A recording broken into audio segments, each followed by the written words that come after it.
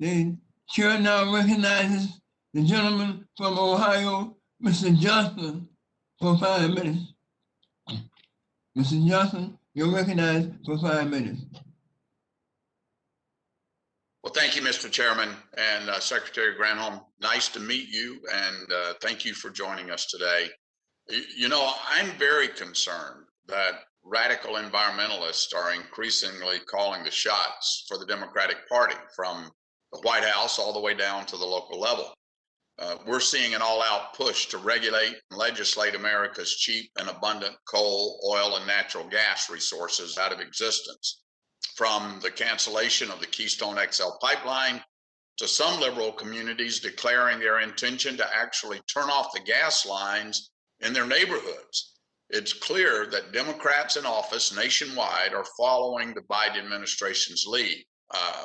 Here's maybe how you can help, Madam Secretary. As former governor, maybe you could have a talk with the current occupant of the Michigan governor's mansion and convince her to stop trying to shut down the Enbridge Line 5 pipeline, which, if successful, would kill thousands of jobs in my home state of Ohio.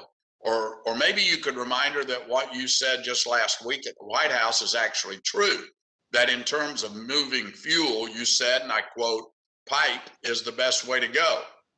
And I agree, because pipelines safely move vast quantities of oil and gas products safely across the country, including from eastern and southeastern Ohio, a region blessed with an abundance of oil and natural gas reserves, providing thousands of good-paying jobs to the people that I represent.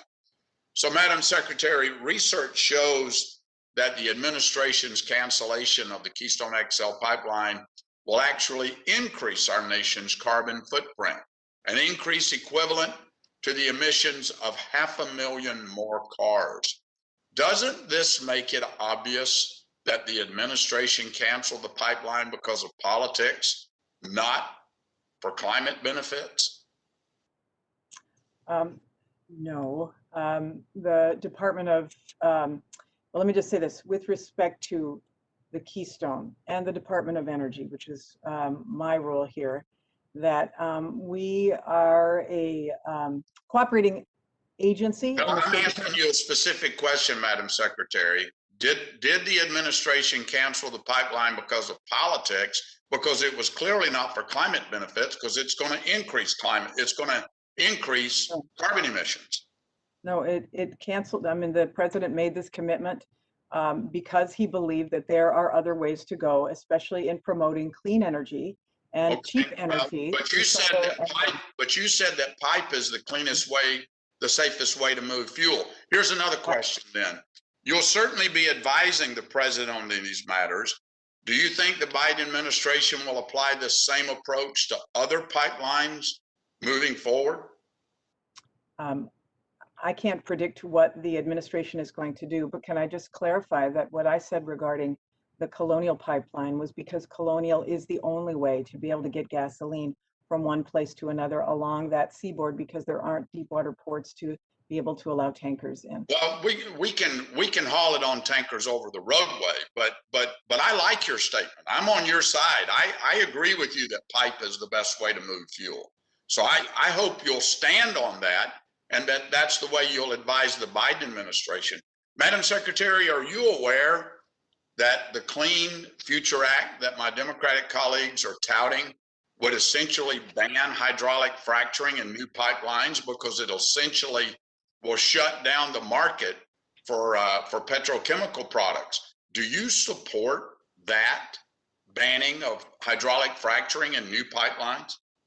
I am here representing the administration, and the administration has not supported a ban on fracking other than on public lands. No, I didn't ask you if you're supporting the administration. I asked you, do you support the Clean Future Act that would essentially shut down hydraulic fracturing?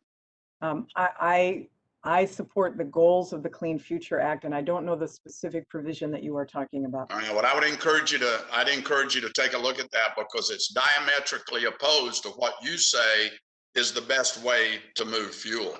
Madam Secretary, months into this administration, we're starting to see their energy agenda taking shape. It involves bringing millions of electric vehicles onto an inadequate energy grid, relying on, as your colleague John Kerry put it, green technology we don't yet have.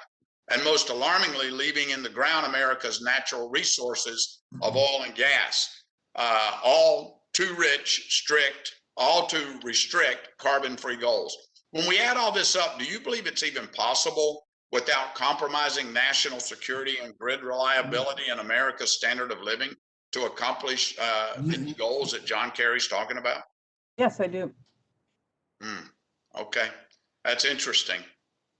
Because you seem to have a different view on Gentlemen, but that's okay. I yield back. The gentleman yields back. The chair now recognizes the gentleman lady